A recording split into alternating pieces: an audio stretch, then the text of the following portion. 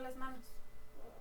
Bien, retomando esta cuestión del existencialismo en Sartre, que aún es un tema que abordaremos posteriormente, pero sí me gustaría que lo enfatizaran dentro de la escuela de Frankfurt y relacionarlo con los demás autores. ¿A qué se le llama existencialismo? La mayoría de los que utilizan esta palabra se sentirían muy incómodos para justificarla. Si bien se entiende que de qué manera podemos justificar nuestra existencia, porque hoy día se ha vuelto una moda, no hay una dificultad en declarar que es un músico o que un pintor es existencialista. Un articulista de Clartés firma que el existencialista y en el fondo su palabra o la palabra ha tomado hoy tal amplitud y tal extensión que ya no significa absolutamente nada. Parece que a falta de una doctrina de vanguardia análoga al superrealismo, la gente avida de escándalo y de movimiento se dirige pues evidentemente a esta filosofía que por otra parte no les puede aportar nada en este dominio. En realidad es la doctrina menos escandalosa, la más austera y por qué no está destinada estrictamente a los técnicos y evidentemente a los filósofos. Sin embargo, se puede definir fácilmente. Lo que complica aquí las cosas es que hay dos especies de existencialistas. Los primeros, que son cristianos, en los cuales yo colocaría a Jaspers y a Gabriel Marcel, evidentemente de una cuestión católica.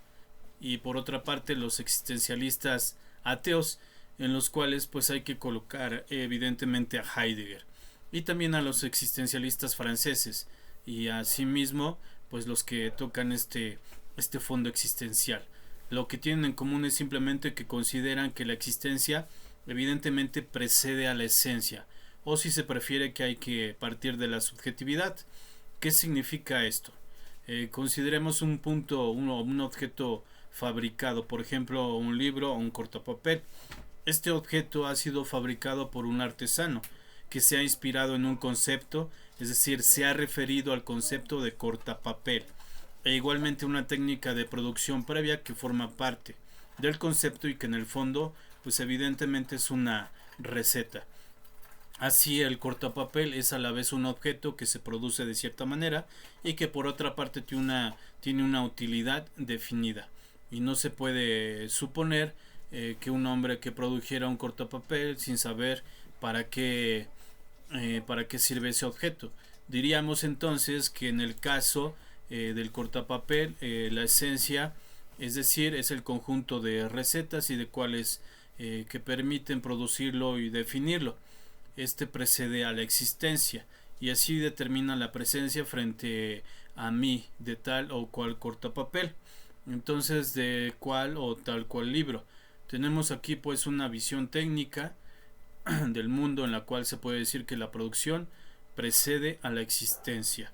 Nosotros damos la existencia a partir del objeto dado. O bien, al concebir un Dios creador, este Dios se asimila la mayoría de las veces a un artesano, o evidentemente un artesano superior, como le decía Platón a un demiurgo.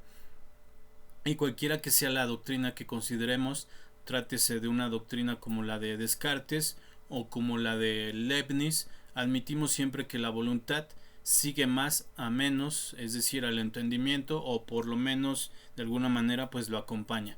Y que Dios, cuando crea, sabe con precisión lo que crea. Así el concepto del hombre en el espíritu de Dios pues es asimilable al concepto del cortapapel en el espíritu del industrial, y Dios produce al hombre siguiendo técnicas y una concepción, exactamente como el artesano fabrica un cortapapel pues siguiendo una definición y una técnica. Así el hombre se individualiza, realiza cierto concepto que está en el entendimiento divino. En el siglo XVIII, en el ateísmo de los filósofos, la noción de Dios es suprimida, pero no pasa lo mismo con la idea de que la ciencia, la esencia precede a la existencia. En esta idea lo que encontramos un poco es en todas partes, lo que encontramos en Diderot, en Voltaire y aún en Kant. El hombre es poseedor de una naturaleza humana, evidentemente.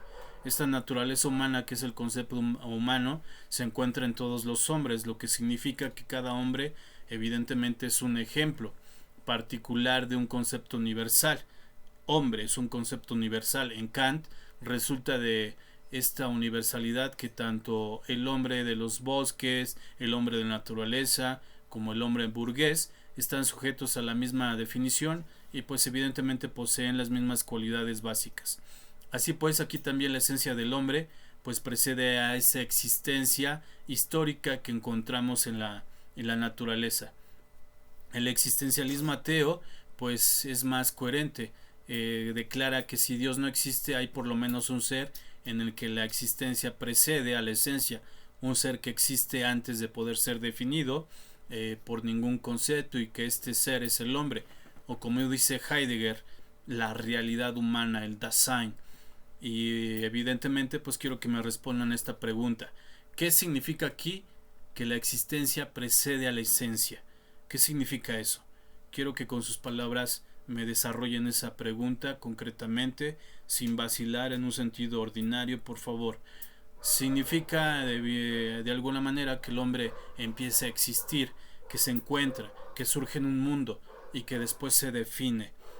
Podemos encontrar una sustancia no empírica, pero sí de alguna manera racional dentro de esta circunstancia antropocéntrica que significa Dasein, ser ahí, es decir, el hombre dentro del espíritu, este espíritu que aún no se arraiga a esta cualidad de la realidad mundana de este mundo, porque de ahí proviene el mundo, de la mundaneidad en la que se rige este ser histórico, es decir, el existencialista, que está dotado de sus propias características, decisiones, y que dentro de lo infrahumano está esta libertad que acontece dentro de la muerte, de la vivencia, de la vida.